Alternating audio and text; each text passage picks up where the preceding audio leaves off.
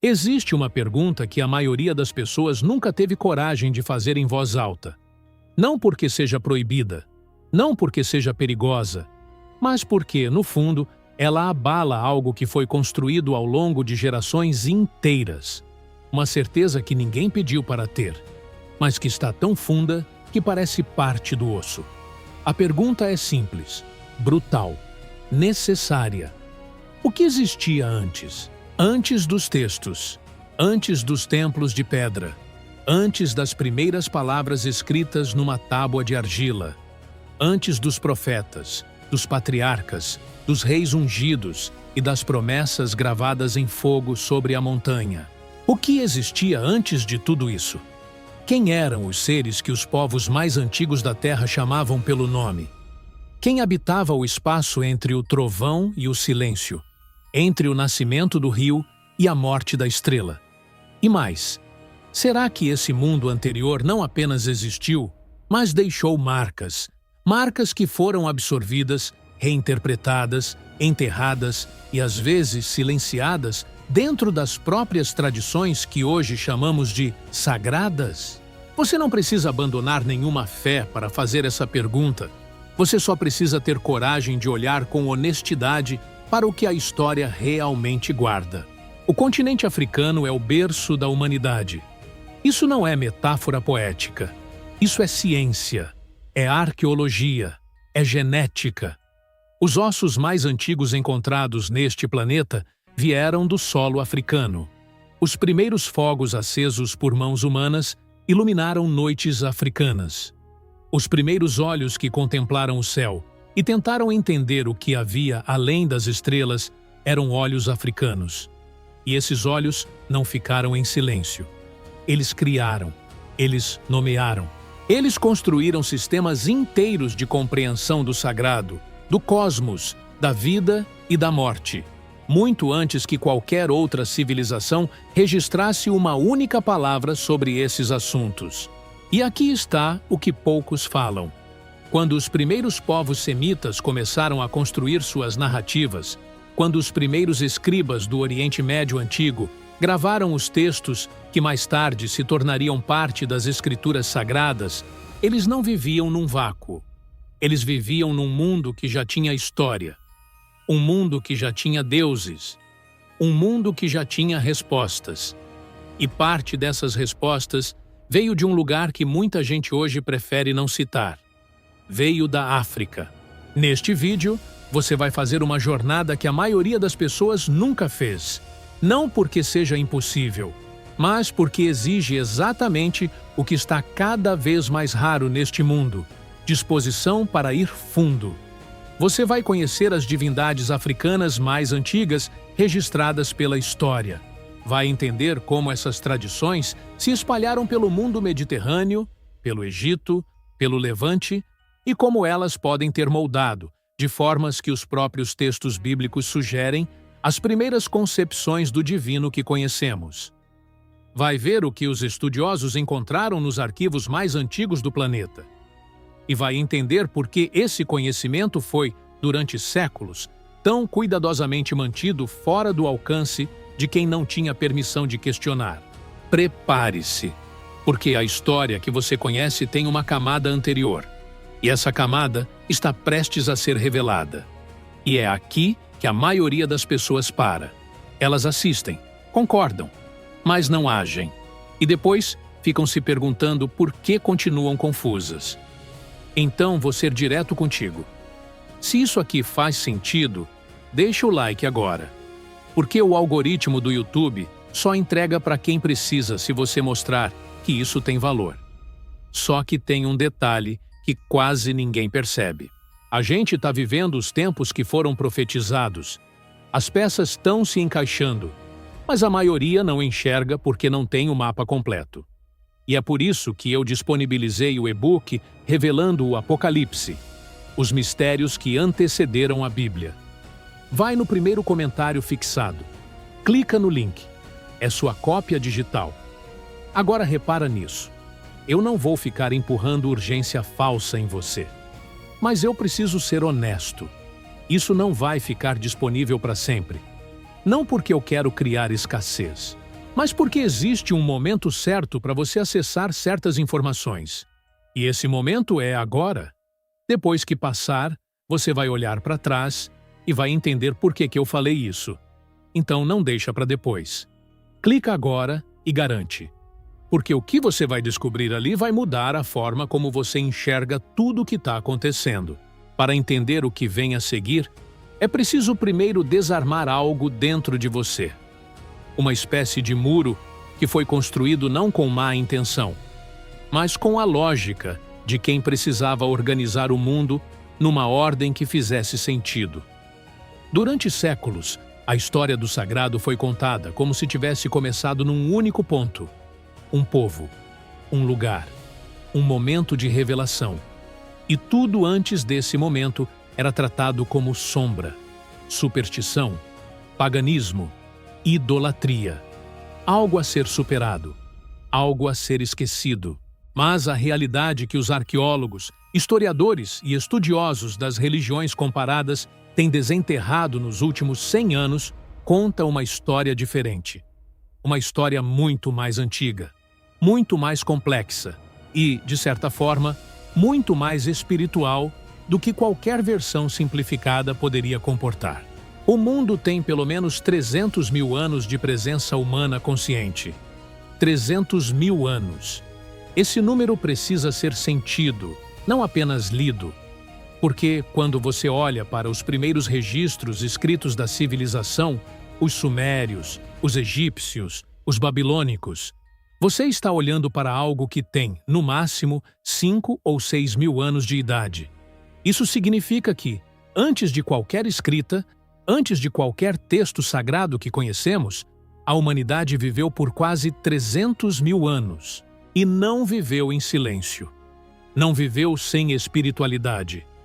Não viveu sem tentar entender o que havia além da morte, além do trovão, além do rosto da lua que crescia e diminuía com uma regularidade que parecia demasiado perfeita para ser acidente.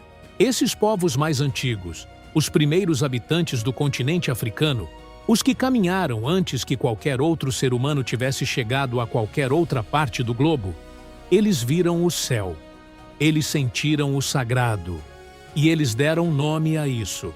Esses nomes são os que vamos explorar. E alguns deles vão soar mais familiares do que você imagina. O Egito Antigo é um ponto de entrada natural para essa jornada. Mas o Egito não surgiu do nada. Muito antes das pirâmides, muito antes do culto a Ra, muito antes dos hieróglifos que adornam as paredes de Karnak e Luxor, havia tradições religiosas no interior da África que estudiosos hoje acreditam terem alimentado, direta ou indiretamente, o que mais tarde se tornaria a teologia do Nilo. A figura do Deus Criador que existia antes da existência. O conceito de uma força primordial que separou o caos das águas para criar a ordem. A noção de que o ser humano foi moldado com intenção e propósito por uma inteligência superior. Esses não são conceitos que nasceram com os textos bíblicos. Esses conceitos já existiam.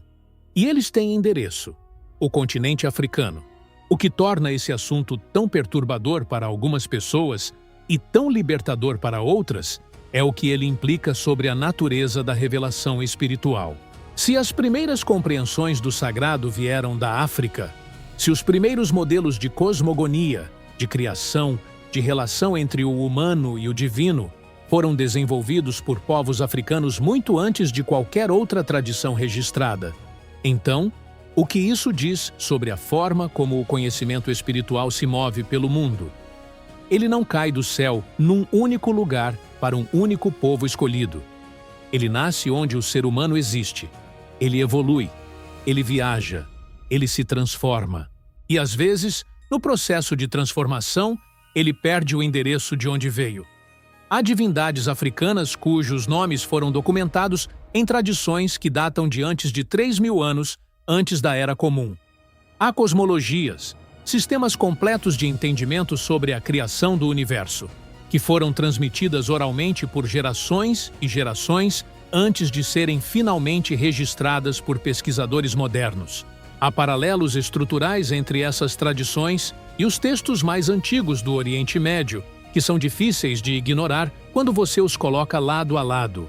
O dilúvio que purifica, o Deus que desce ao mundo dos mortos e retorna, a criação do ser humano a partir da argila animada pelo sopro do divino, a luta entre forças de luz e forças de trevas, que molda o destino de toda a criação. Esses temas não começaram com a Bíblia. Eles chegaram até a Bíblia, trazidos por séculos de tradição oral, por rotas de comércio e migração, por encontros entre povos que trocavam não apenas mercadorias, mas histórias, sonhos e deuses. O que você está prestes a descobrir não destrói a fé. Para quem tem ouvidos para ouvir, ele a aprofunda. Porque quando você entende que o sagrado é mais antigo do que qualquer texto, mais universal do que qualquer tradição específica, mais persistente do que qualquer tentativa de apagá-lo, você começa a entender que talvez o ponto não seja quem chegou primeiro. Talvez o ponto seja o que todas essas vozes da África profunda, do Egito das faraós, dos vales do Tigre e do Eufrates, das colinas da Judéia, estavam tentando dizer.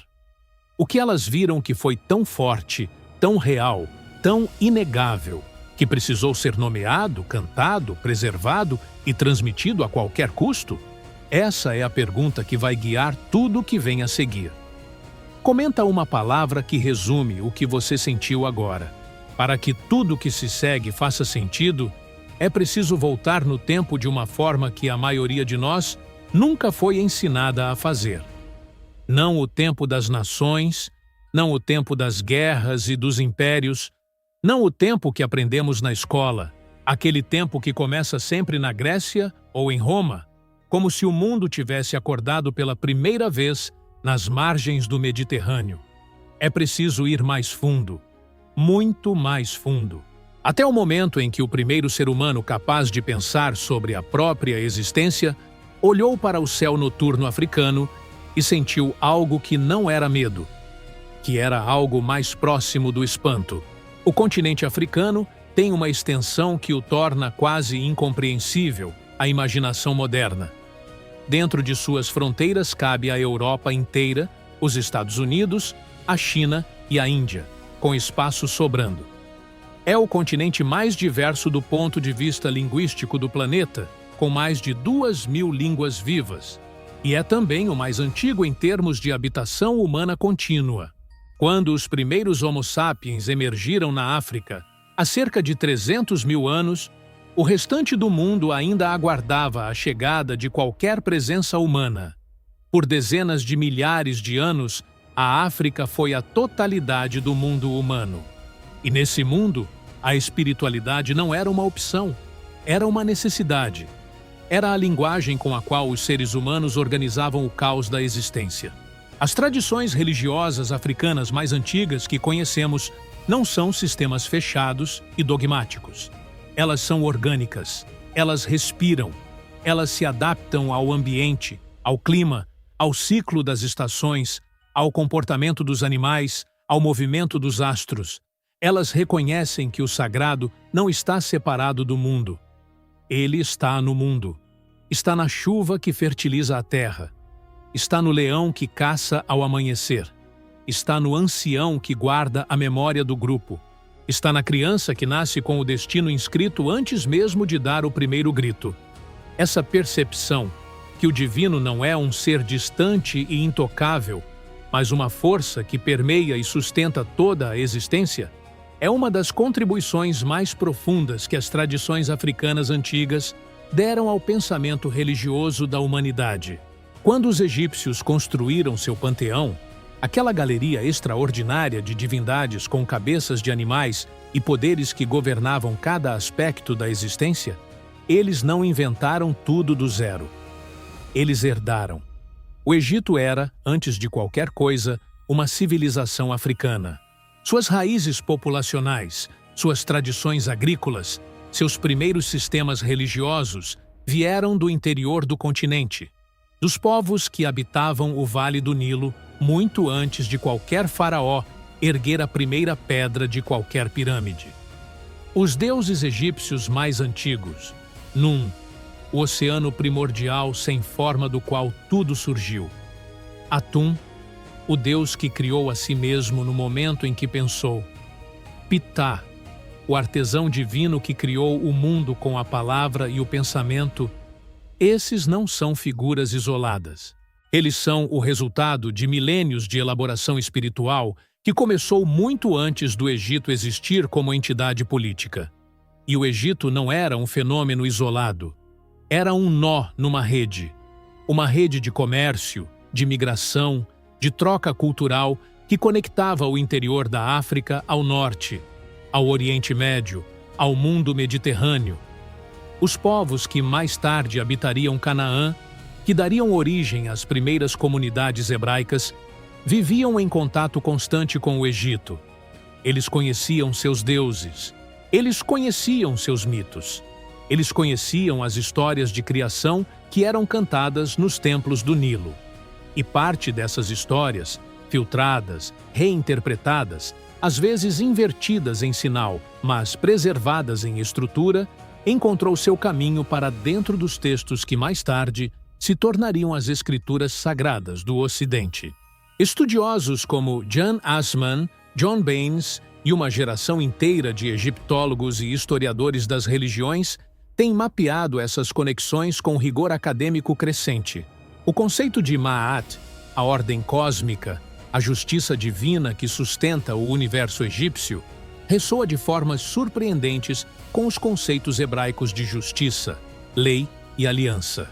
O mito de Osíris, o deus que morre e ressuscita, que desce ao mundo dos mortos e retorna para julgar os vivos, contém paralelos estruturais que teólogos sérios não conseguem simplesmente descartar como coincidência.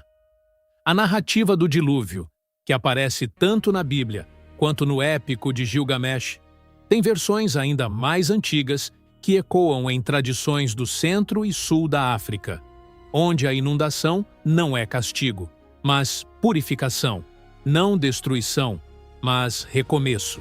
Mas além do Egito, há um mundo que a maioria dos ocidentais nunca foi convidada a conhecer. As tradições dos povos Dogon do Mali, cujos conhecimentos astronômicos sobre a estrela Sirius continuam sendo tema de debate científico até hoje. As tradições Yoruba da Nigéria e do Benin, com seu panteão de orixás que governam forças da natureza e aspectos da existência humana, e que, curiosamente, foram levados para as Américas através do horror da escravidão, sobreviveram, se transformaram e continuam vivos em milhões de pessoas no Brasil, em Cuba, no Caribe. As tradições dos povos San do Sul da África, os mais antigos habitantes do continente identificados geneticamente, cujos rituais de transe e comunicação com o mundo dos espíritos estão entre os registros espirituais mais antigos que a arqueologia jamais documentou. Esses não são fragmentos exóticos de culturas periféricas. Esses são os arquivos mais antigos da experiência espiritual humana. E eles guardam algo que a história oficial preferiu deixar na sombra por razões que têm muito menos de teológico e muito mais de político. A prova de que o sagrado não tem um único ponto de origem, que o divino não começou a ser percebido quando um povo específico recebeu uma revelação específica num lugar específico, que a busca pelo transcendente é tão antiga quanto a própria humanidade, e que, portanto, toda a tradição que hoje chamamos de revelada está de pé sobre os ombros de uma tradição ainda mais antiga, uma tradição que veio da África. Se você acredita que a verdade espiritual precisa de raízes para ser compreendida, comenta. Fé. Há um paradoxo no coração da história religiosa do mundo. Os povos que mais contribuíram para a formação das grandes tradições espirituais da humanidade são, com frequência, os menos reconhecidos por essa contribuição. E no centro desse paradoxo está a África. Mais especificamente, estão os povos africanos que, muito antes de qualquer texto sagrado ocidental existir, desenvolveram sistemas de compreensão do divino que moldaram silenciosamente, e às vezes nem tão silenciosamente assim, o pensamento religioso de civilizações inteiras. Pense por um momento no que significa ser um escolhido improvável. Na tradição bíblica, essa figura aparece o tempo todo. O mais jovem dos filhos, o pastor sem exército, a mulher sem voz num mundo de homens, o povo sem terra própria. O improvável não é improvável porque é fraco. Ele é improvável porque os critérios do mundo ainda não reconheceram o que ele carrega. E quando olhamos para os povos africanos no contexto da história espiritual global, o que vemos é exatamente isso. Portadores de um conhecimento que o mundo demorou séculos para começar a reconhecer e que, em muitos aspectos, ainda está esperando pelo seu devido lugar na conversa. Os povos Khoisan, geneticamente os mais antigos da humanidade, com uma linhagem que se separa de todas as outras populações humanas há mais de 100 mil anos, tinham uma vida espiritual rica e complexa muito antes de qualquer outra tradição registrada. Seus rituais de cura, conduzidos por especialistas espirituais, que entravam em estados alterados de consciência para mediar entre o mundo dos vivos e o mundo dos espíritos, foram documentados em pinturas rupestres, que datam de dezenas de milhares de anos. Essas pinturas, encontradas em cavernas pelo sul da África inteira, não são simples registros de caçadas. Elas são janelas para um cosmos inteiro. Um cosmos onde o ser humano não está separado do sagrado, mas em diálogo constante com ele. A imagem mais recorrente nessas pinturas é a do xamã, o intermediário, aquele que atravessa a fronteira entre os mundos. Ele aparece transformando-se, mesclando características humanas e animais, sugerindo uma fluidez entre as formas de existência, que é, em sua essência, uma afirmação teológica. A ideia de que o divino não é rígido, não é fixo, não cabe numa definição única. É uma força que flui através de todas as formas, que se manifesta onde a necessidade chama. Essa concepção de um sagrado fluido e dinâmico que pode se encarnar no trovão, no leão, no ancião, na criança, na própria consciência humana, é muito mais sofisticada do que qualquer caricatura do animismo primitivo que foi usada durante séculos para desqualificar essas tradições. Mais ao norte, nos grandes lagos da África Central e Oriental, os povos que mais tarde dariam origem às migrações Bantu, talvez o maior movimento de povos na história da África, que se espalhou por todo o continente subsaariano ao longo de milênios, carregavam consigo uma visão de mundo onde o ancestral não é alguém que morreu, mas alguém que mudou de estado. O morto que foi honrado corretamente continua presente, continua influente, continua participando da vida da comunidade. Essa ideia, que a morte não é um fim, mas uma transformação, que os que partiram continuam conectados aos que ficaram por vínculos de amor e obrigação, não soa estranha para ninguém que já ouviu falar de uma nuvem de testemunhas, de uma comunhão dos santos, de rezas pelos mortos. E é mais antiga do que qualquer um desses conceitos formalizados. Na África Ocidental, os sistemas religiosos que se desenvolveram nas savanas e florestas do que hoje são Nigéria, Benin, Gana e países vizinhos atingiram um grau de elaboração filosófica que ainda surpreende os estudiosos. O sistema Ifa dos povos Yorubá, por exemplo, é um corpus de conhecimento oral de tal complexidade que foi reconhecido pela Unesco como patrimônio imaterial da humanidade. Ele não é apenas um sistema de adivinhação. Ele é uma teologia completa, uma cosmologia, um código de ética, um arquivo de narrativas sagradas que descrevem a criação do mundo, a natureza do ser humano, a relação entre o individual e o divino. No coração desse sistema está Olodumare, o Ser Supremo, aquele que criou tudo, que não tem forma definida, que não pode ser representado em imagens, porque transcende qualquer imagem. Um Deus uno, absoluto, fonte de tudo, anterior a todos os orixás, anterior a toda manifestação. E essa concepção de divindade suprema, unitária, transcendente, que os estudiosos às vezes chamam de monoteísmo prático, dentro de um sistema que parece politeísta na superfície, precede em muito qualquer contato com as tradições abraâmicas. No Egito, esse padrão se repete com precisão desconcertante.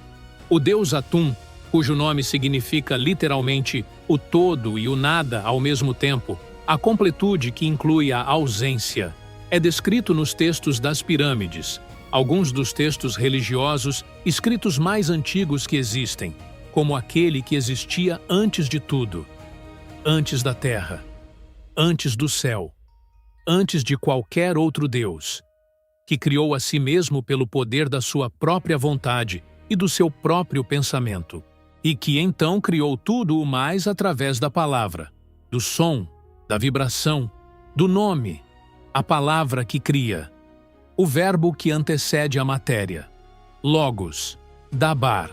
Diferentes nomes para uma intuição que os egípcios alcançaram séculos antes de qualquer texto bíblico articular a mesma ideia. E então, há Moisés, figura central da tradição hebraica, personagem cujo nome é reconhecido por quase todo ser humano no planeta, o mediador entre o povo e o divino, o receptor da lei, o libertador, e que foi criado, educado, formado dentro do Egito, não como escravo, como filho da filha do faraó, como membro da elite intelectual e religiosa de uma das civilizações mais avançadas do mundo antigo. Quando ele encontra o Deus que se apresenta como eu sou, o que sou numa sarça ardente no deserto, ele não é um homem sem referências teológicas. Ele é alguém profundamente formado pela tradição espiritual egípcia. E essa formação, que é, em última análise, uma formação africana, está inscrita em tudo que ele vai mais tarde transmitir. O improvável, no fim, não é a África ter contribuído para a formação das tradições sagradas do mundo. O improvável é que essa contribuição tenha levado tanto tempo para ser reconhecida e que ainda haja resistência em olhar para ela com a honestidade que ela merece. Quem já passou por uma provação assim, de carregar algo verdadeiro que o mundo ainda não estava pronto para reconhecer, comenta: existe um tipo de conflito que não aparece nos campos de batalha, que não tem sangue visível nem vencedor declarado. É o conflito que acontece dentro do peito de quem carrega duas verdades ao mesmo tempo e não sabe como fazer as duas caberem no mesmo espaço sem que uma destrua a outra. É o conflito de quem foi criado dentro de uma tradição, que ama essa tradição, que deve sua identidade e seu senso de pertencimento a essa tradição, e que, ao mesmo tempo, começa a enxergar que essa tradição tem raízes mais fundas do que foi ensinado. Raízes que descem até um lugar que ninguém mencionou. Raízes que, quando você as encontra, não enfraquecem o que você acredita, mas exigem que você cresça para comportar o que descobriu. Esse conflito não é novo. Ele é, talvez, tão antigo quanto a própria consciência humana. Os povos africanos que viveram nas fronteiras entre suas tradições ancestrais e as novas religiões que chegavam, primeiro com o Islã, depois com o cristianismo, trazidos muitas vezes pela mesma rota que trazia correntes e navios negreiros, conheceram esse conflito em sua forma mais brutal.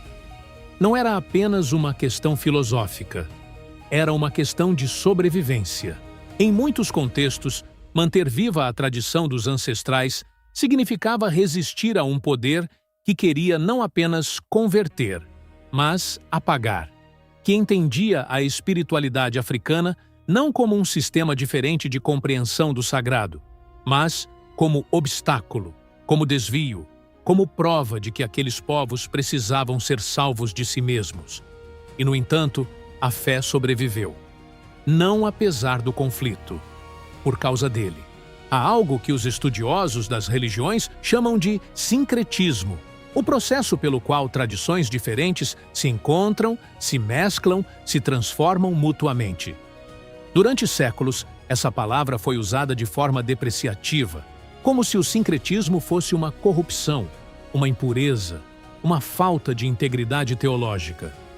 Mas quando você olha para a história com honestidade, você percebe que quase toda a tradição religiosa que sobreviveu por séculos o fez através do sincretismo.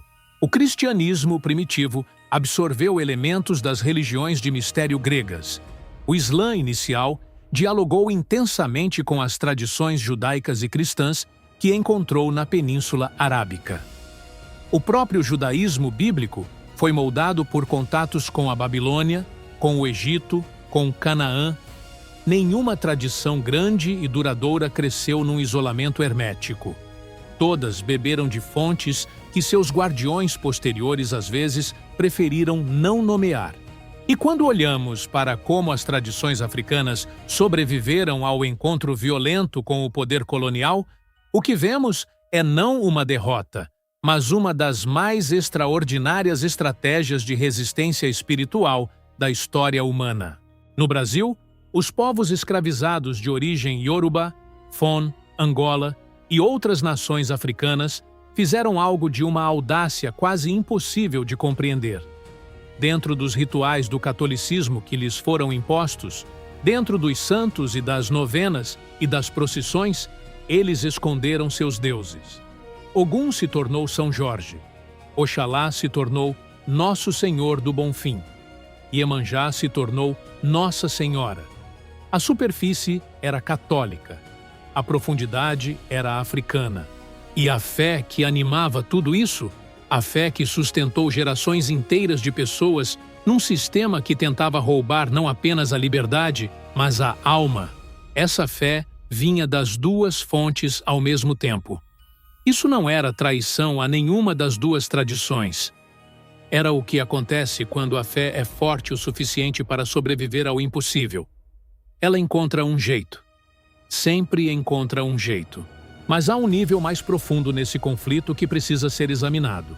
Não apenas o conflito entre tradições externas, o conflito que os povos colonizados enfrentaram ao ter suas espiritualidades atacadas de fora. Há o conflito interno que qualquer pessoa experimenta quando começa a perceber que a versão da história que recebeu é incompleta. Esse é um conflito diferente, mais silencioso, mais íntimo e, em muitos aspectos, mais difícil. Quando alguém que cresceu dentro de uma fé abraâmica, seja judaísmo, seja cristianismo, seja islã, começa a estudar as tradições africanas antigas e a perceber os paralelos estruturais, as semelhanças que não podem ser acidentais. Os conceitos compartilhados que existem dos dois lados, antes que qualquer contato histórico documentado pudesse explicá-los, essa pessoa enfrenta uma escolha. Pode fechar o livro e decidir que não quer saber. Pode entrar em pânico e concluir que toda fé é ilusão, uma construção cultural sem fundamento real. Ou pode fazer algo mais difícil e mais honesto. Pode sentar com o desconforto, pode deixar a pergunta aberta, pode confiar que uma fé que não consegue sobreviver ao contato com a verdade talvez não fosse tão sólida quanto parecia. Os povos africanos que guardaram suas tradições através de séculos de perseguição escolheram essa terceira via. Eles não jogaram fora o passado para aceitar o presente. Eles carregaram os dois juntos, com uma tensão criativa que gerou novas formas de espiritualidade. Formas que hoje, nos candomblés do Brasil, nas religiões vodou do Haiti, nas igrejas africanas independentes de países como Nigéria e Quênia, continuam vivas, continuam crescendo, continuam produzindo experiências espirituais de uma intensidade que desconcerta e fascina qualquer observador honesto. O medo, nessa história, tem muitos rostos. O medo de questionar o que foi ensinado. O medo de descobrir que os ancestrais tinham algo verdadeiro que foi roubado deles. O medo de que reconhecer a profundidade das tradições africanas signifique diminuir a verdade de outras tradições. O medo de ficar sem chão quando o chão que você conhecia se revela menor do que o território real. E a fé, nessa história, também tem muitos rostos. A fé do estudioso que continua cavando mesmo quando cada nova descoberta levanta mais perguntas do que responde. A fé da mãe de santo, que sustentou um ritual proibido em segredo por gerações. A fé do pesquisador africano, que decidiu que a história do seu povo merecia ser contada com o mesmo rigor e o mesmo respeito que qualquer outra história sagrada do mundo. O conflito entre o medo e a fé não tem resolução simples, mas tem direção. E a direção sempre é a mesma. Ir mais fundo, não fugir. Ir mais fundo. Escreve nos comentários qual parte te tocou mais fundo. Há momentos na história que não se explicam apenas por causas humanas. Momentos em que algo que deveria ter sido completamente destruído sobreviveu. Em que uma tradição que estava sendo ativamente apagada encontrou uma fresta, uma brecha, um guardião improvável e passou para a geração seguinte intacta o suficiente para continuar viva. Quando esses momentos são examinados de perto, o que se encontra frequentemente não é apenas resiliência humana, embora a resiliência humana seja real e extraordinária. O que se encontra é algo que os próprios portadores dessas tradições descreveram sempre da mesma forma: uma força que veio de além. Uma presença que sustentou o que não deveria ter conseguido ser sustentado. Uma intervenção que não tem explicação dentro dos limites do que é apenas humano. Para entender o peso disso, é preciso contemplar por um momento o que foi tentado. Ao longo de séculos, o projeto de apagamento das tradições espirituais africanas foi sistemático, deliberado e brutal. Não foi apenas proibição. Não foi apenas conversão forçada. Foi a destruição física de artefatos sagrados. Foi o assassinato de sacerdotes e guardiões do conhecimento. Foi a separação deliberada de pessoas da mesma etnia durante o tráfico de escravizados, para impedir que comunidades culturalmente coesas pudessem se reconstituir no outro lado do oceano. Foi a criminalização de práticas religiosas que durou, em alguns países, até o século XX. No Brasil, por exemplo, o candomblé era oficialmente ilegal e perseguido pela polícia até a década de 1970. Não os séculos distantes da escravidão, a década de 1970. E mesmo assim, algo sobreviveu. Mais do que sobreviveu, algo floresceu. Os textos sagrados das tradições africanas que chegaram até nós o fizeram por caminhos que, quando examinados, parecem quase milagrosos.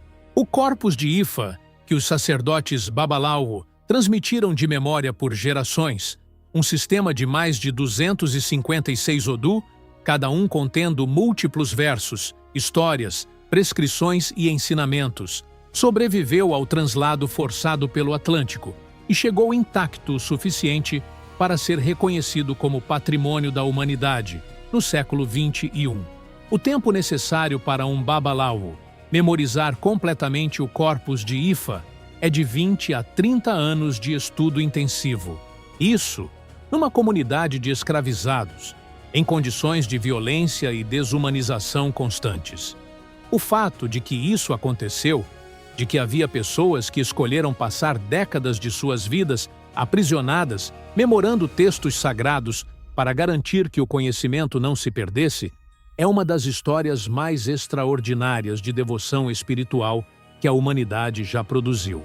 Mas a intervenção divina que este tópico quer revelar vai além da sobrevivência das tradições vivas. Ela está também no que os estudiosos têm encontrado dentro dos próprios textos das tradições abraâmicas. Textos que, quando lidos com atenção suficiente, revelam traços de uma presença anterior. Vozes de uma tradição mais antiga que foram incorporadas, às vezes de forma consciente e às vezes não, dentro do que mais tarde se tornaria escritura sagrada. O livro de Jó é um exemplo que os estudiosos de religião comparada não conseguem ignorar. Jó não é israelita. Isso está no próprio texto. Ele vive em Uz, que é identificado como uma região não israelita. Ele não conhece a Torá. Ele não tem a aliança de Abraão. E, no entanto, ele tem um acesso ao divino que o texto descreve com uma intensidade que poucos outros personagens bíblicos alcançam.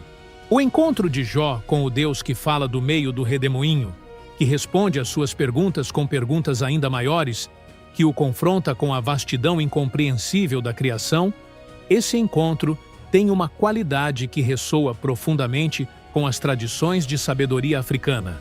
A ideia de que o ser humano não pode compreender o divino através da lógica, mas pode encontrá-lo no limite da própria capacidade humana, no ponto em que a razão chega ao fim e algo mais profundo começa.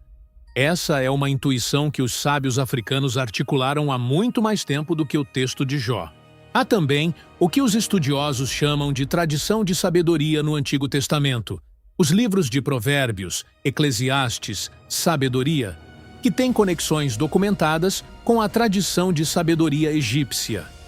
O livro de Provérbios contém uma seção que é paralela, quase palavra por palavra, com o texto egípcio Ensinamentos de Amenemope, que data de pelo menos 1000 anos antes da Era Comum.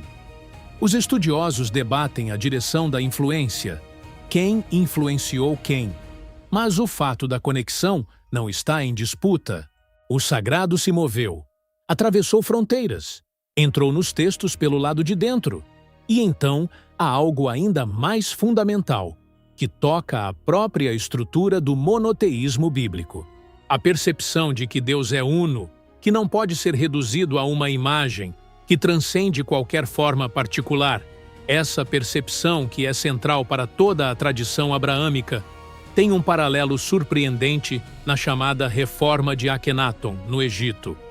O faraó que no século XIV, antes da Era Comum, tentou abolir o politeísmo egípcio e estabelecer o culto a um único Deus solar. A conexão entre esse episódio egípcio e as origens do monoteísmo hebraico é debatida por estudiosos há décadas. O próprio Sigmund Freud escreveu um livro inteiro sobre essa questão. Mas, independentemente de como esse debate específico se resolve, o que ele revela é a dinâmica maior. A ideia do Deus único não nasceu no deserto da Judéia sem nenhuma história anterior. Ela chegou ali carregando marcas de uma conversa muito mais longa. Quando o divino quer que algo seja preservado, ele não depende apenas de um canal. Ele usa todos os canais disponíveis. Ele se infiltra nas tradições que tentam apagá-lo. Ele sobrevive dentro dos próprios textos que deveriam substituí-lo. Ele encontra guardiões nos lugares mais improváveis, numa mãe de santo num porão do Recife, num monge que copia um manuscrito numa abadia medieval, num estudioso africano que decide que a história do seu povo merece ser escrita. A intervenção divina não é sempre dramática. Às vezes é silenciosa como água que encontra uma fresta na pedra. Mas ela é sempre persistente. E ela sempre, eventualmente, chega onde precisa chegar. Comenta o nome do personagem ou da tradição que mais te marcou até aqui. Existe uma forma de surpresa que não é agradável, que não tem o gosto leve da novidade curiosa. É a surpresa que vem quando você percebe que a ausência de uma informação na sua vida não foi acidental. Que alguém, em algum ponto da história, tomou uma decisão. Não necessariamente uma única pessoa, não necessariamente com uma fé explícita, mas uma decisão coletiva, cultural, institucional, de que certas coisas não precisavam ser ditas, que certos nomes não precisavam ser mencionados, que certas origens podiam ser conveniente e permanentemente deixadas de lado. E quando você finalmente se depara com o que foi deixado de lado, a surpresa tem o peso de uma dívida antiga. Você sente que deveria ter sabido isso há muito tempo e se pergunta por que não sabia. Este tópico trata de uma dessas revelações. Dentro dos próprios textos bíblicos, não em textos externos, não em interpretações acadêmicas heterodoxas, mas nos próprios textos que compõem as escrituras sagradas do judaísmo e do cristianismo, há referências a tradições, a entidades, a práticas espirituais que apontam para uma realidade muito mais plural do que a narrativa oficial costuma reconhecer. Há momentos em que o texto deixa escapar o que está tentando conter. Momentos em que a camada de edição é fina demais e o substrato mais antigo aparece. E quando você sabe o que procurar, quando você tem o contexto das tradições africanas e do Oriente Médio antigo como pano de fundo, esses momentos se tornam extraordinariamente eloquentes. Começa com os Elohim. A palavra hebraica, que a maioria das traduções da Bíblia traduz simplesmente como Deus é, na verdade, uma forma plural. Elohim é gramaticalmente um plural.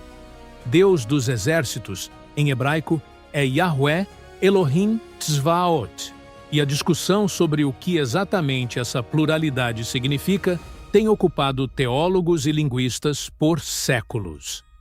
A explicação tradicional é que se trata de um plural de majestade, uma forma gramatical que não implica multiplicidade, mas grandeza. Essa explicação é possível, mas não é a única. E quando você lê o texto do Gênesis com atenção, especialmente as passagens em que a divindade fala em primeira pessoa do plural, como na criação do ser humano, onde está escrito: façamos o ser humano à nossa imagem, à nossa semelhança. A questão fica mais complexa do que a tradução habitual sugere. Os estudiosos de religião comparada que analisaram os textos hebraicos mais antigos encontraram evidências de que o monoteísmo israelita foi um processo, não um ponto de partida. Que as primeiras camadas dos textos bíblicos refletem uma teologia muito mais próxima da monolatria, a adoração de um Deus específico sem necessariamente negar a existência de outros, do que do monoteísmo estrito que as tradições posteriores professam. Isso não é uma acusação, é uma observação histórica, e ela tem implicações profundas para entender a relação entre as tradições hebraicas antigas e o mundo religioso do qual elas emergiram. Um mundo que incluía o Egito, que incluía Canaã, que incluía tradições que tinham raízes no continente africano. Mas a revelação mais surpreendente não está apenas nos textos canônicos. Ela está nos textos que quase não chegaram até nós. Em 1945, numa área chamada Nag Hammadi, no Alto Egito, portanto, no coração da África, um camponês chamado Muhammad Ali al-Saman encontrou acidentalmente um jarro de argila enterrado numa falésia. Dentro do jarro havia 13 livros de papiro, contendo mais de 50 textos em copta, a última forma da língua egípcia antiga, que tinham sido enterrados provavelmente no século IV da Era Comum, possivelmente para protegê-los de uma destruição iminente. Esses textos, que ficaram conhecidos como os manuscritos de Nag Hammadi, representaram uma das descobertas arqueológicas mais importantes do século XX para o estudo do cristianismo primitivo. Eles continham evangelhos que não entraram no cânone bíblico, revelações, ensinamentos, uma visão do cristianismo primitivo muito mais plural e muito mais conectada ao pensamento místico egípcio e africano do que a versão que chegou até nós através das igrejas institucionais. O Evangelho de Tomé, encontrado nessa coleção, contém ditos atribuídos a Jesus que não aparecem nos evangelhos canônicos. Alguns desses ditos têm paralelos surpreendentes com ensinamentos de sabedoria egípcia. A ideia de que o reino não está num lugar externo, mas dentro e ao redor de quem tem olhos para ver. A ideia de que a ignorância, não o pecado, é o verdadeiro obstáculo espiritual. A ideia de que a realização espiritual não é uma recompensa futura, mas uma percepção presente. Essas não são ideias que nasceram no Mediterrâneo no primeiro século da Era Comum. Elas têm história, elas têm endereço. E esse endereço fica mais a sul e mais a oeste do que costumamos imaginar. Há também o que aconteceu em Alexandria. A cidade fundada por Alexandre o Grande no delta do Nilo, portanto, na África, tornou-se, nos séculos em torno da virada da Era, o centro intelectual do mundo mediterrâneo. Ali se encontraram as tradições judaica, grega, egípcia e, através do Egito, ecos das tradições africanas mais antigas. Ali floresceu o pensamento neoplatônico, que influenciou profundamente a teologia cristã primitiva. Ali estudou Fílon de Alexandria, o filósofo judeu que tentou sintetizar o pensamento grego com a tradição hebraica e que estava profundamente imerso no ambiente intelectual e espiritual egípcio. Ali funcionou a biblioteca que, antes de ser destruída, representou o maior acúmulo de conhecimento do mundo antigo, e muito do que se perdeu com essa destruição, textos, tratados, registros de tradições que nunca foram reconstituídas, era conhecimento que vinha, direta ou indiretamente, da África profunda. O que sobrou desse mundo foi filtrado, editado, às vezes com intenção deliberada, às vezes simplesmente pelo processo natural de preservação seletiva, que faz com que os textos dos vencedores sobrevivam melhor do que os textos dos vencidos. As tradições africanas não tinham o poder institucional necessário para garantir a sobrevivência dos seus registros escritos nas mesmas condições. Elas dependeram da memória. Dependeram dos corpos dos sacerdotes, dos griots, dos babalaôs, das ias, das mães de santo, que carregaram o conhecimento dentro de si mesmos através de gerações de perseguição. E essa forma de preservação, tão vulnerável e tão extraordinariamente resiliente ao mesmo tempo, é em si mesma uma revelação sobre a natureza do sagrado. Ele não precisa de pedra nem de papel para sobreviver. Ele sobrevive no que existe de mais profundo no ser humano, a capacidade de lembrar o que é verdadeiro, mesmo quando tudo ao redor insiste em esquecer. A revelação, então, é dupla. Primeiro, o mundo espiritual que antecede e alimenta as tradições bíblicas é mais antigo, mais africano e mais plural do que a versão oficial reconhece. Segundo, a tentativa de apagar essa história falhou. Ela está aqui. Ela está viva.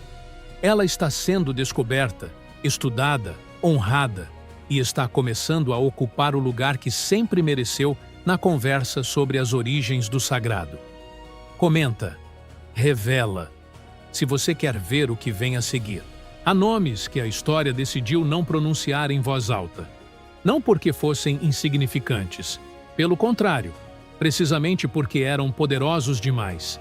Porque carregavam uma memória que certas estruturas de poder preferiam ver enterrada do que viva na boca do povo. E quando você começa a procurar esses nomes, quando você começa a escavar nas camadas que foram depositadas sobre eles ao longo de séculos de silêncio deliberado, o que você encontra não é ausência. O que você encontra é uma presença tão densa, tão persistente, tão recusada a desaparecer completamente, que a única palavra honesta para descrevê-la é teimosa. O sagrado africano é teimoso. Ele não aceita ser esquecido. Comecemos pelo que está mais próximo da superfície. Nos textos do Antigo Testamento, há referências repetidas a práticas e entidades espirituais que os redatores bíblicos condenam com uma insistência que, por si só, é reveladora. Quando algo precisa ser proibido repetidas vezes, quando a mesma proibição aparece em livros diferentes, em épocas diferentes, dirigida a públicos diferentes, isso não é sinal de que a prática estava desaparecendo. É sinal do contrário. É sinal de que ela estava viva, estava presente, estava sendo praticada por pessoas reais que encontravam nela algo genuinamente significativo. A proibição é, paradoxalmente, um registro de existência.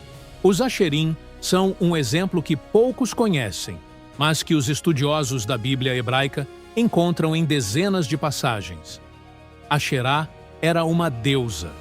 Não uma deusa de um povo distante e desconectado dos israelitas. Uma deusa que era adorada dentro de Israel, dentro de Judá, dentro dos próprios templos que supostamente eram dedicados exclusivamente a Yahweh. Inscrições arqueológicas encontradas em Kuntilet Ajrud, no norte do Sinai, datando do século IX antes da Era Comum, mencionam Yahweh e sua Asherá, sugerindo que, para pelo menos uma parte da população israelita daquela época, o Deus dos hebreus tinha uma consorte feminina. Que o divino não era apenas masculino, que havia uma dimensão do sagrado que era feminina, fértil, conectada à terra, à vida, ao ciclo das estações, e que essa dimensão era honrada com postes sagrados, com árvores, com rituais que os textos bíblicos posteriores fariam de tudo para erradicar. De onde vinha Asherá? Ela era conhecida em Canaã, em Ugarit, no Oriente Médio Antigo. Mas o princípio feminino do sagrado que ela representa tem raízes que vão muito mais fundo, raízes que chegam ao continente africano, onde as deusas da terra, da fertilidade, das águas e da vida foram honradas muito antes de qualquer tradição do Mediterrâneo Oriental. A Iemoja dos Yoruba, Senhora das Águas e mãe de todos os orixás. A Oya, Senhora dos Ventos e das Transformações. A Oxum, Senhora dos Rios e do Amor. Essas não são divindades que surgiram do nada. Elas são manifestações de uma compreensão muito antiga de que o sagrado tem dimensões que não cabem numa única forma, num único gênero, numa única imagem. Há também o que foi feito com os textos que sobreviveram, mas foram marginalizados. O livro de Enoque, por exemplo, é um texto judaico antigo que foi preservado quase integralmente apenas na Etiópia, portanto, na África, pela Igreja Ortodoxa Etíope, que o considerou e ainda considera parte do cânone sagrado. Para a maioria das tradições cristãs ocidentais, esse texto não existe oficialmente. E, no entanto, ele é citado no próprio Novo Testamento, na Carta de Judas. Ele influenciou profundamente o pensamento apocalíptico judaico e cristão primitivo. E ele contém uma cosmologia, uma descrição da estrutura do universo, dos seres que habitam os planos mais elevados da existência, da relação entre o humano e o divino, que ressoa de formas perturbadoras com as tradições espirituais da África antiga.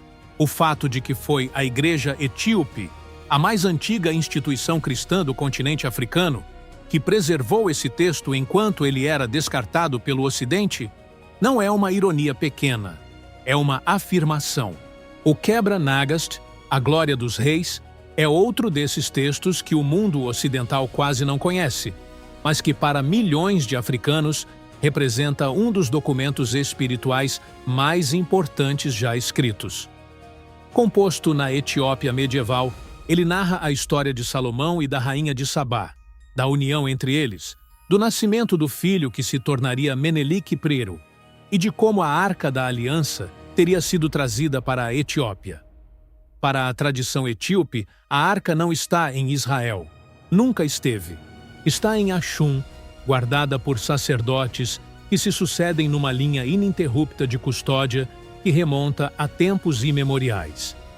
Independentemente do que se pense sobre a historicidade dessa afirmação, o que ela representa teologicamente é extraordinário. A ideia de que o instrumento mais sagrado da aliança entre Deus e a humanidade está guardado na África, que o centro do sagrado não está onde o mundo ocidental colocou, mas num lugar que o mundo ocidental passou séculos tentando ignorar. Mas talvez o aspecto mais profundamente oculto desta história seja o que aconteceu com os próprios portadores do conhecimento, quando foram arrancados da África e jogados nas Américas. Há uma dimensão espiritual da escravidão que raramente é discutida com a honestidade que merece. Os povos africanos escravizados não foram apenas despojados de liberdade, de família, de nome, de língua, de terra. Foram despojados, ou ao menos se tentou despojá-los, de cosmologia, de uma forma de entender o universo e o lugar deles dentro dele que havia sido refinada por gerações. E quando esse sistema de compreensão é destruído, o que acontece com um povo não é apenas sofrimento físico. É uma desorientação existencial de uma profundidade que é difícil de descrever para quem não passou por ela. E, no entanto, aqui está o lado oculto que precisa ser dito em voz alta. Eles não perderam tudo. Os mais velhos lembravam.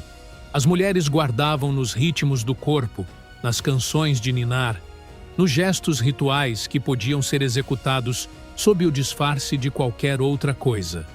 Os sacerdotes reconstruíam o que podiam a partir dos fragmentos que cada pessoa trazia. Comunidades de línguas e etnias diferentes encontraram formas de sintetizar o que cada uma preservara. E dessas sínteses nasceram tradições que são, em muitos aspectos, mais ricas e mais diversas do que qualquer uma de suas fontes originais, porque foram construídas no fogo, na pressão extrema, na necessidade absoluta. O candomblé brasileiro não é uma cópia imperfeita da tradição ioruba original. É uma criação nova, forjada nas condições específicas do Brasil colonial e pós-colonial, que incorporou elementos de múltiplas tradições africanas e os reorganizou numa síntese que tem uma vida própria.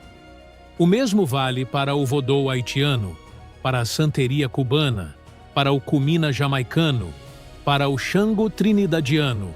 Cada uma dessas tradições é, em si mesma, um ato de resistência espiritual, uma obra de criação coletiva, um testemunho vivo de que o sagrado africano não pôde ser destruído, nem pelo oceano, nem pelos grilhões, nem pelos séculos.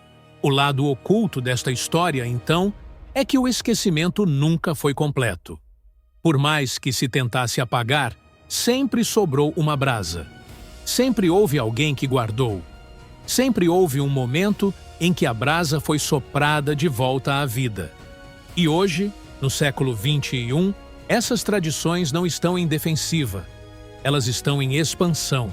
Estão sendo estudadas, valorizadas, reconhecidas. Estão influenciando teólogos, filósofos, artistas, cientistas. Estão encontrando seu lugar não apenas como curiosidades antropológicas, mas como sistemas de conhecimento legítimos, como contribuições genuínas ao patrimônio espiritual da humanidade. O que foi oculto está sendo revelado, e essa revelação é, em si mesma, um ato sagrado. Se você acredita que o que foi escondido precisa ser trazido à luz, comenta: fé. Pode parecer até aqui que esta é uma história sobre o passado, sobre civilizações antigas, sobre textos enterrados, sobre tradições que sobreviveram a perseguições medievais e coloniais. Pode parecer que estamos contemplando algo distante, importante, talvez fascinante, mas separado da vida real de quem está assistindo a este vídeo agora, neste momento, com todos os desafios e questões e confusões que fazem parte de uma existência no mundo contemporâneo.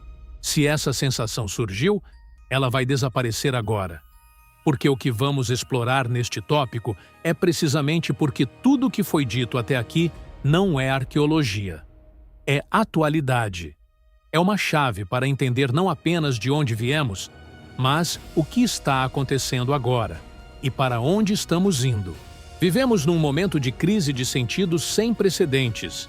As pesquisas de saúde mental em praticamente todos os países ocidentais mostram níveis alarmantes de ansiedade, depressão, solidão existencial, sensação de falta de propósito. As tradições religiosas que durante séculos ofereceram estrutura e significado estão perdendo adeptos em velocidade crescente. As ideologias políticas que prometiam substituir a religião como fonte de sentido coletivo estão se mostrando igualmente incapazes de sustentar uma visão de mundo que aguente o peso da existência real.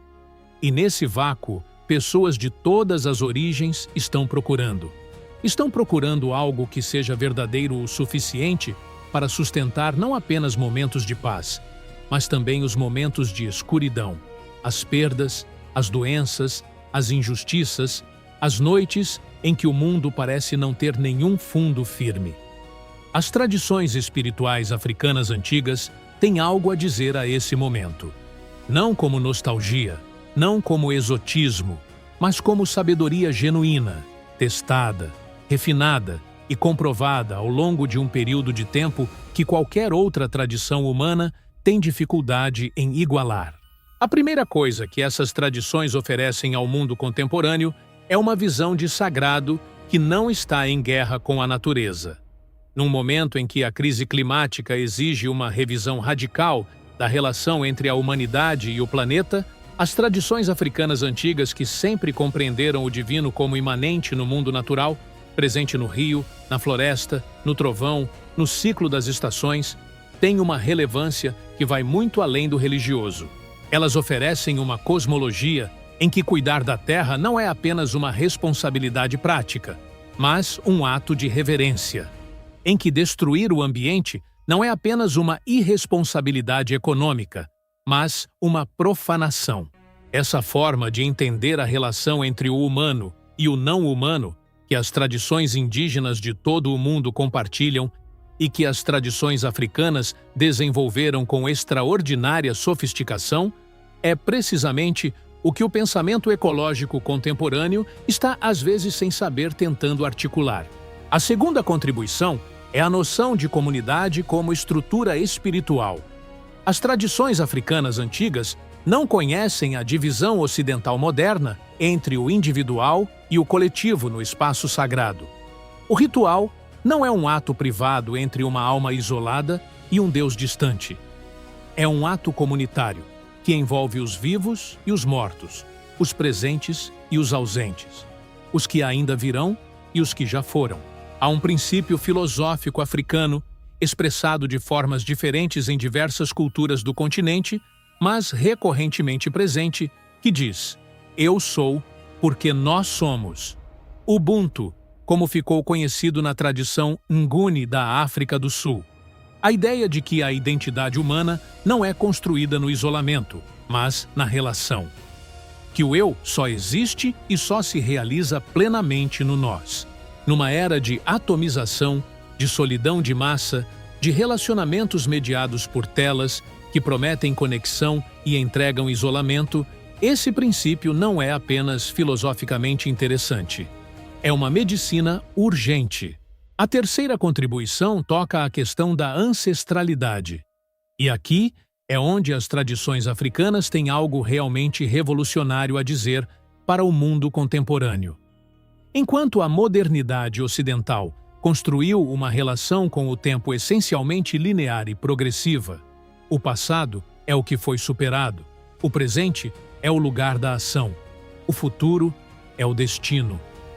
As tradições africanas operam com uma concepção cíclica e interconectada do tempo. Os ancestrais não estão no passado. Eles estão presentes.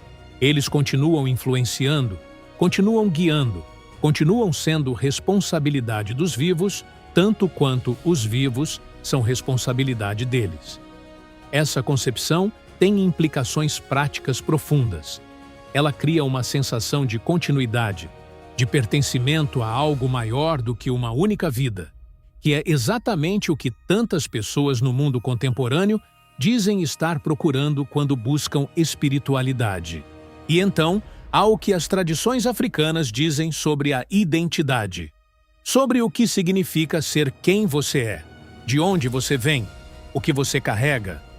Num mundo em que as questões de identidade racial, cultural e histórica estão no centro de alguns dos debates mais importantes e mais dolorosos do momento presente, a capacidade de olhar para as tradições africanas antigas, não com vergonha, não com exotização, mas com o respeito que se deve a qualquer sistema sofisticado de conhecimento humano, tem um poder transformador que vai além da academia e da política.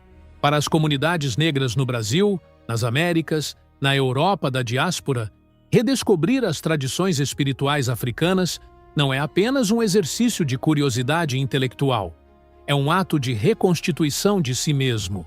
É recuperar uma dimensão da identidade que foi violentamente roubada e que, mesmo assim, sobreviveu. Quando um jovem negro brasileiro descobre que o sistema filosófico de Ifa tem 2.500 anos de história documentada, que os sacerdotes Yorubá desenvolveram uma astronomia, uma matemática, uma teologia e uma psicologia sofisticadíssimas, muito antes de qualquer contato com a Europa. Algo muda nele. Não apenas intelectualmente, espiritualmente. O chão embaixo dos pés se torna mais firme, mas a conexão com o mundo atual não se limita às comunidades de descendentes africanos. As tradições espirituais africanas antigas estão influenciando o pensamento contemporâneo em campos que vão da neurociência à filosofia da mente, da ecologia à teoria política. O conceito de Ubuntu está sendo aplicado em modelos de governança corporativa e de justiça restaurativa em países de vários continentes. As práticas de cura das tradições xamânicas africanas estão sendo estudadas por pesquisadores de psicologia que procuram entender estados alterados de consciência e seus efeitos terapêuticos. A cosmologia Dogon, com sua complexidade astronômica que antecipa descobertas modernas, continua gerando debate e pesquisa em círculos científicos. A música sagrada afro-brasileira e afro-caribenha, com seus ritmos e estruturas harmônicas que têm raízes diretas nas tradições rituais africanas, fundou o jazz, o blues, o samba, o reggae e, através deles, praticamente toda a música popular do século XX. A África não é o passado da humanidade. A África é o presente. É o que está vivo e ativo e operante no mundo contemporâneo, muitas vezes sem ser reconhecido, muitas vezes sem receber o crédito que merece. E quando você começa a enxergar essa presença, quando você começa a reconhecer os traços das tradições africanas antigas nas estruturas espirituais, filosóficas, musicais e culturais do mundo em que vivemos, a forma como você enxerga esse mundo muda. Não de forma abstrata, de forma concreta, imediata, pessoal. Você começa a entender que está inserido numa história muito mais longa e muito mais rica do que foi ensinado. Que as raízes que sustentam a civilização humana são mais profundas, mais antigas e mais africanas do que qualquer versão simplificada da história conseguiu comunicar. E com essa compreensão vem algo que é cada vez mais raro e cada vez mais necessário. A sensação de que o chão da existência é firme, que há uma fundação, que somos herdeiros de algo que vale a pena conhecer, honrar e transmitir. Comenta uma palavra que resume o que você sentiu agora. Chegamos ao fim de uma jornada, mas não ao fim de uma história. Porque a história que foi contada aqui não tem fim. Ela continua sendo escrita agora, neste momento, por cada pessoa que decide olhar com honestidade para as origens do sagrado. Por cada pesquisador que escolhe ir mais fundo do que as versões oficiais permitem. Por cada comunidade que insiste em honrar o que quase foi perdido. Por cada pessoa que, depois de assistir a um vídeo como este, decide que não consegue mais se contentar com uma versão incompleta do que é verdadeiro. Percorra mentalmente o que foi coberto nesta jornada. Vimos que o continente africano é não apenas o berço biológico da humanidade, mas o berço espiritual. O lugar onde os primeiros seres humanos conscientes olharam para o céu e sentiram que havia algo além, e encontraram formas de nomear esse algo com uma profundidade e uma sofisticação que o mundo levou séculos para começar a reconhecer.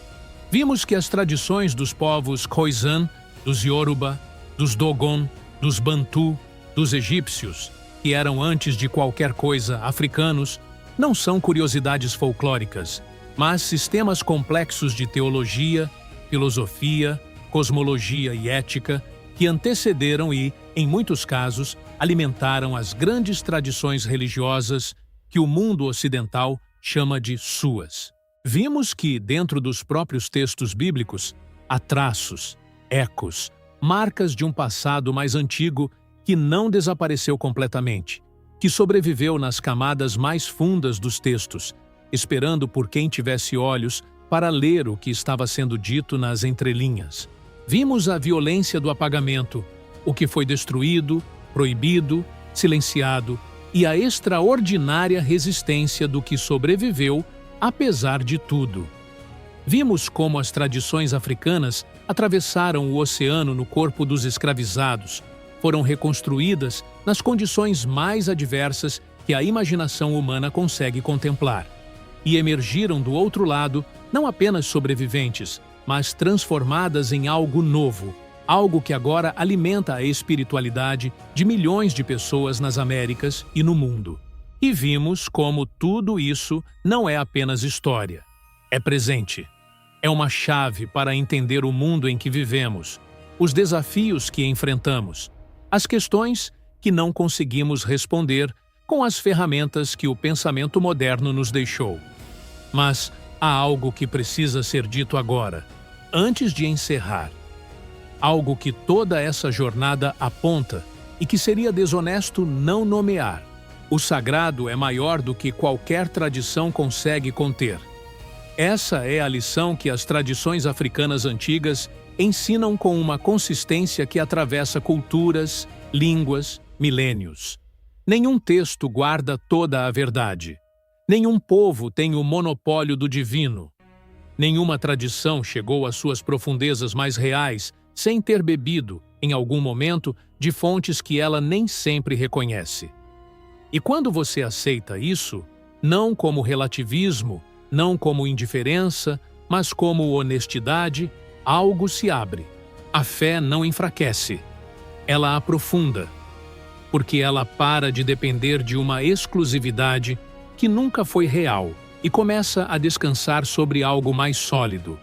A percepção de que o sagrado é real, que ele deixou marcas em todos os lugares onde seres humanos tiveram a coragem de procurar, e que cada tradição que chegou a alguma profundidade genuína chegou lá não por mérito exclusivo seu, mas por participar de um movimento muito maior do que ela mesma.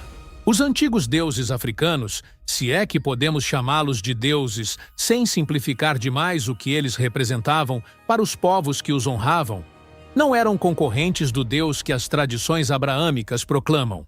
Eram, a seu modo, antecipações. Eram formas que seres humanos desenvolveram para nomear o inominável, para se aproximar do que está além de qualquer aproximação completa, para criar pontes entre a finitude humana e o infinito que a circunda e a sustenta.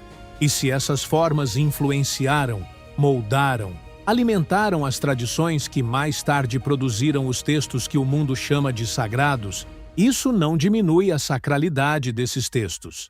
Isso a aprofunda, porque revela que o divino não esperou por uma única revelação num único lugar, num único momento.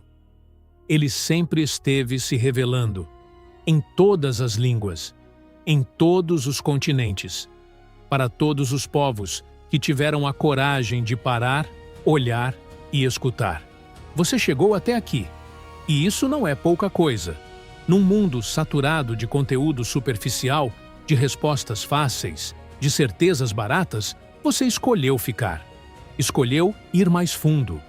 Escolheu sentar com perguntas que não têm resposta em 30 segundos. Isso diz algo sobre quem você é. E esse canal foi feito exatamente para pessoas como você. Se essa jornada fez sentido, se algo aqui tocou em você de uma forma que você não consegue ignorar, se inscreve agora no canal, porque os próximos vídeos vão continuar essa conversa, com a mesma profundidade, com a mesma honestidade, com a mesma recusa de dar respostas fáceis para perguntas que merecem muito mais. Você não vai querer perder o que vem a seguir. Comenta a palavra que mais te marcou nesse vídeo. Não precisa ser uma explicação. Pode ser uma única palavra, porque às vezes uma única palavra diz mais do que um parágrafo inteiro. E eu quero saber o que ficou de verdade. Se você chegou até aqui, o like é mais do que merecido. Não porque o algoritmo precisa, embora precise, mas porque este conteúdo foi construído com cuidado real, com pesquisa real, com respeito real por quem está assistindo. E esse respeito merece ser correspondido. E olha, já tem outro vídeo na tela agora que continua exatamente de onde esta jornada parou. Clica e continua. Porque a história que começamos a contar aqui é muito maior do que um único vídeo pode comportar. E você já provou, chegando até o fim deste, que tem o que é preciso para ir mais fundo. A busca não termina. Ela aprofunda.